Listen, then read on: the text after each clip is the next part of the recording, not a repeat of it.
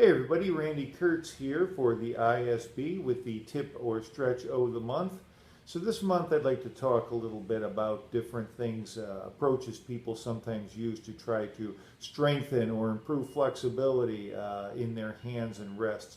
There's a variety of ways people that go about doing this. They can squeeze tennis balls or even a Nerf style ball.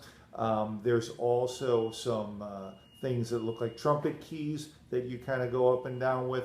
I've even seen weights that you put on your fingers that are supposed to help you to strengthen and be able to go faster. The idea being you take the weights off of your fingers and now you can play faster. All of these things, if you're using them and they're not bothering you, okay, I don't have a problem with that, but I see potential in all of them for overuse.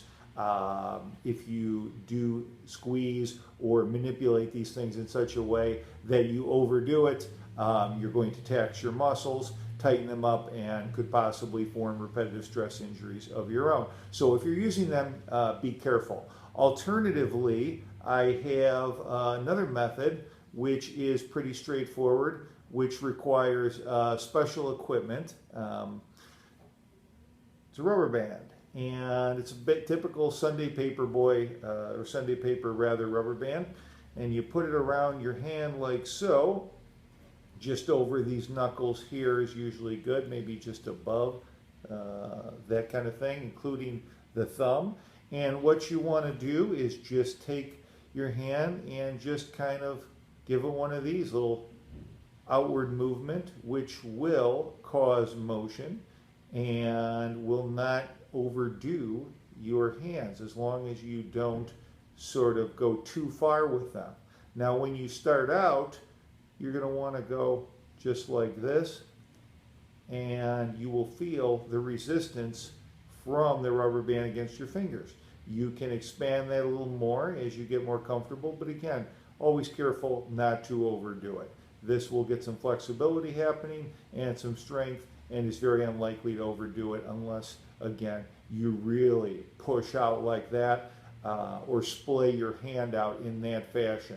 What I'm doing here is I'm just kind of going like this. With the rubber band on, all my fingers are sort of together in a point, and then I'm just having them go out against the resistance. If you splay your hands out in exaggerated fashion like that, again, more of a chance you might have some kind of repetitive injury due to the nature of the repetitive motion you'll be doing.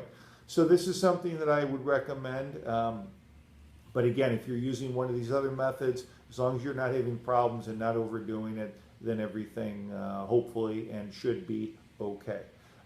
Conversely, if you don't wish to invest in this special equipment, you can just do finger flicks, which essentially is put your hand in a fist, a light fist, not tight, but a very light fist like this, and just push your hand out like that. What you'll be doing is essentially you'll feel as you put your hand out, you'll feel the index finger sort of rub against and release from the thumb. Not that the thumb is holding it in or very tight, but you'll feel it just a mild friction against the thumb by the index finger. You can do those deliberately and slowly or quickly or work your way up. I would start at a low number, maybe a dozen, work your way up from there. Do whatever's comfortable, just be careful not to overdo it, okay?